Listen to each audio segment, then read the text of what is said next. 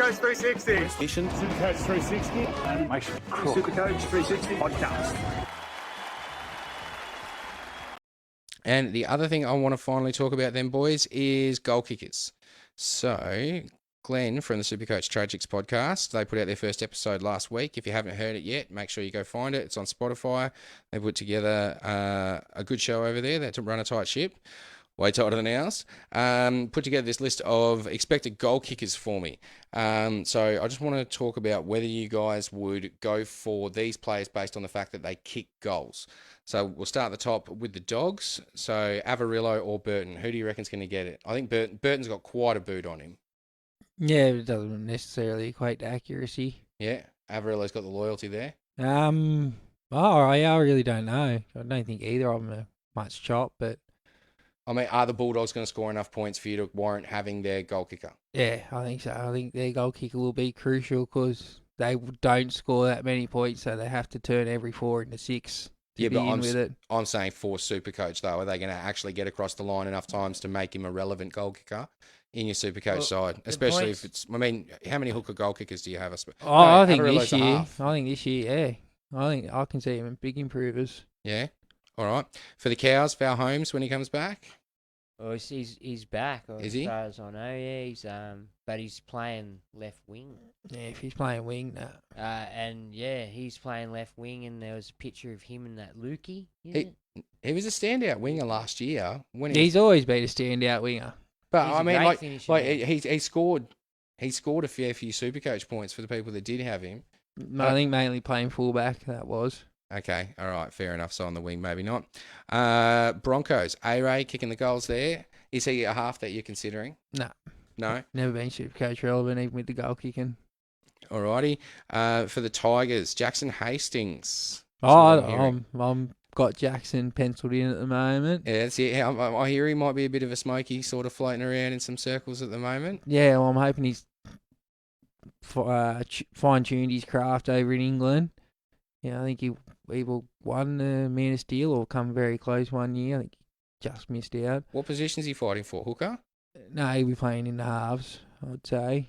So he's in for 5/8 until Dewey's back? I think Dewey might have to play centre, fight. or Brooksy might be looking over his shoulder. All right, cool. Dragons, Zach Lomax. He was a bit of a standout last year and the year before. He was a smoky that, was a bit of a game changer for the people that had him. Has he topped out Supercoach-wise?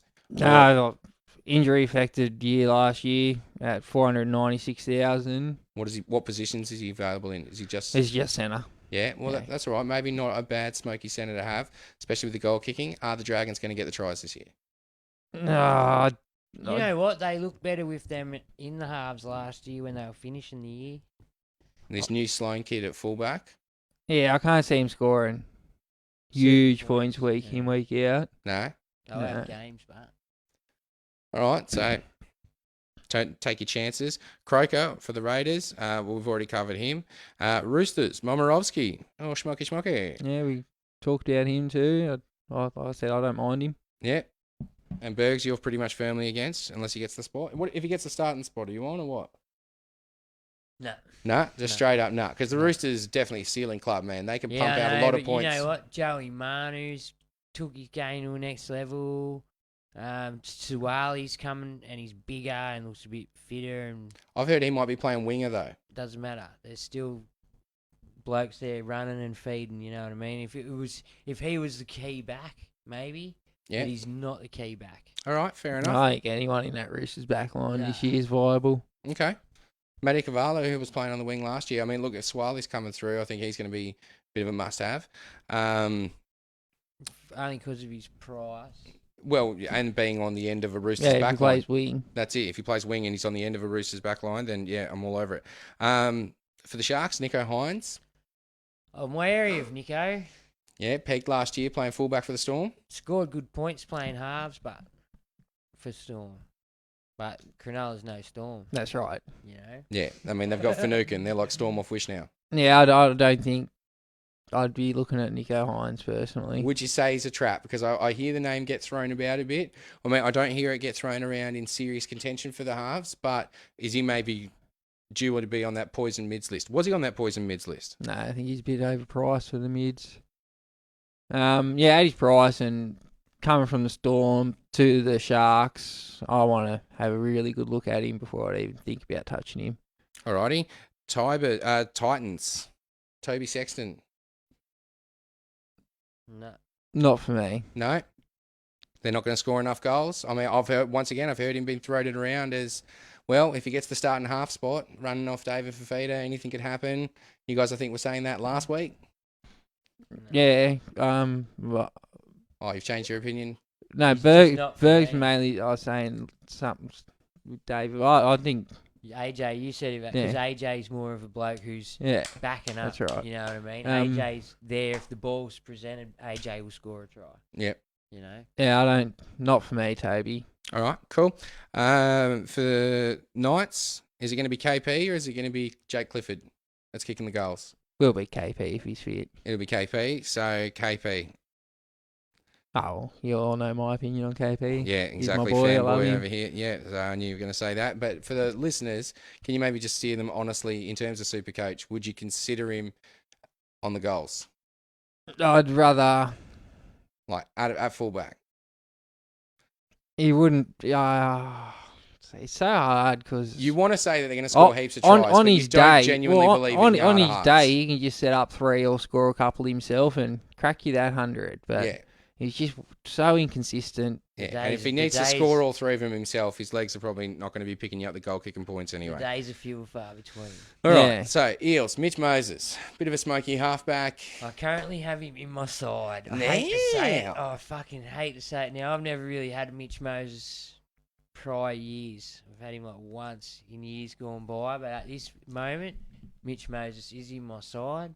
Just due to Parra's draw, it's It's an juicy. easier draw, and I just think he's at unders from where he can be.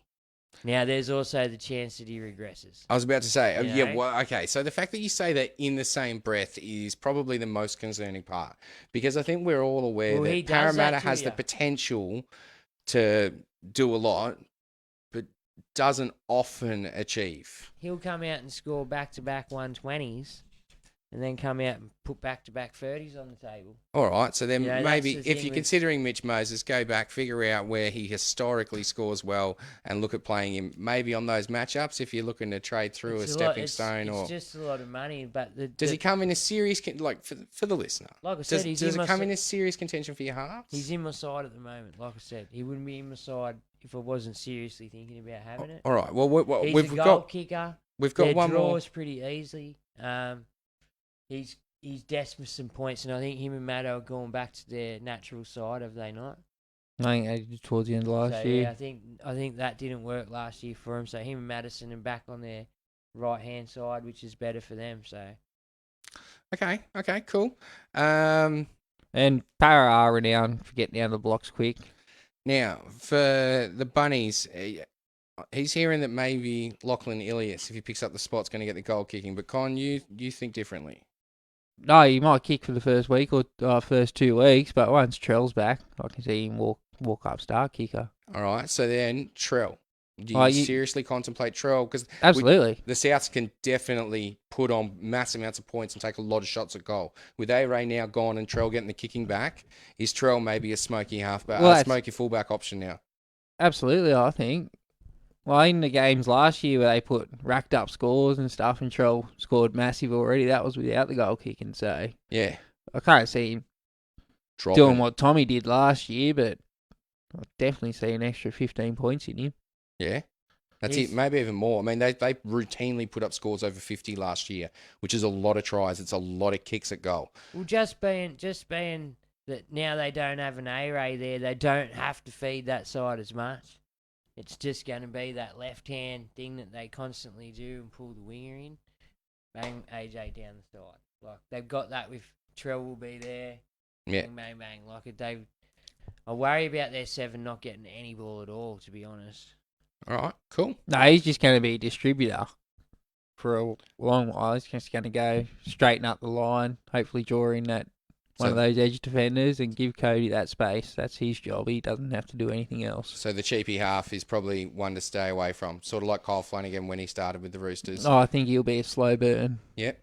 Okay, cool. Animation. Supercoach 360 podcast.